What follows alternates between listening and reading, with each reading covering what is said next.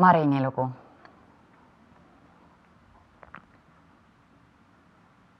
Minu mees tappis ennast ära.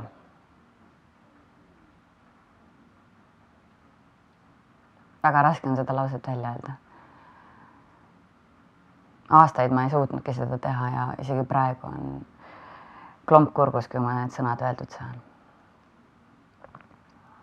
Tal ei olnud justkui mitte ühtegi põhjust. Ta oli tark, vaimukas, tööalaselt edukas, aga emotsionaalselt täiesti välja arenemata, nagu ma tagantjärele aru saan. Rahalisi raskusi ei olnud meil mitte kunagi. Õnneks jäänud temast ka võlgu maha, kõik oli ilusasti korraldatud, testament tehtud.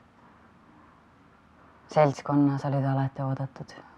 Tal oli väga hea huumorimeel. Nii kui suu lahti tegi, kõik naersid. Aga see oli ainult mask.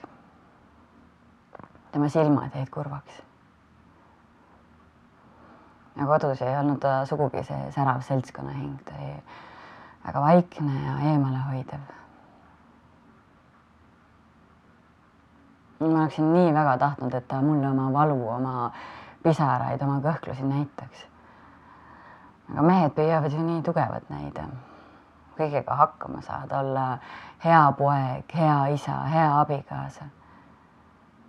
Ma sellest aru ei saanud, et kõige parem on lihtsalt elus poeg, elus abikaasa, elus isa.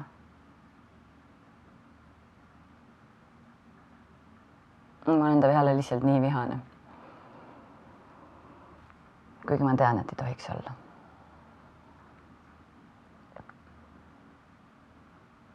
Ja selle päeva, kui ta lahkus, läks ta tööle nagu alati, aga tööle ta ei jõudnudki. Politsei leidis ta metsast.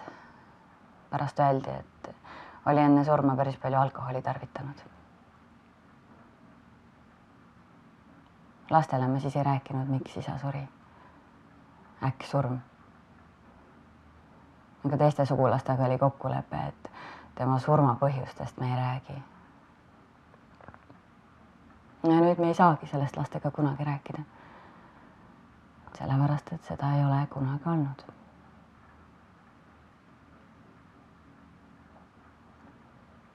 Kui esimene šokk oli üle elatud ja matused peetud, siis tabas mind nagu mingi tardumus. Tegin mingi automaatika pealt igapäeva toimetusi. Aga kohal ma küll ei olnud.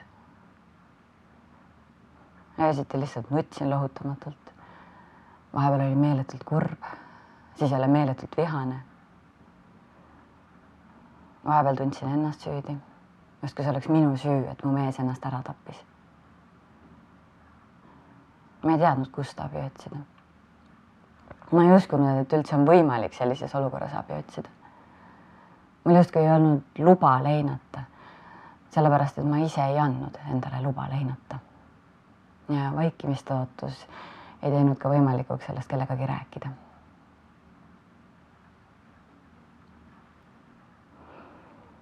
Praeguseks ma olen õppinud selle tundega elama. Aga see ei ole kuhugi kadunud ja ma ei usu, et see kunagi kaob.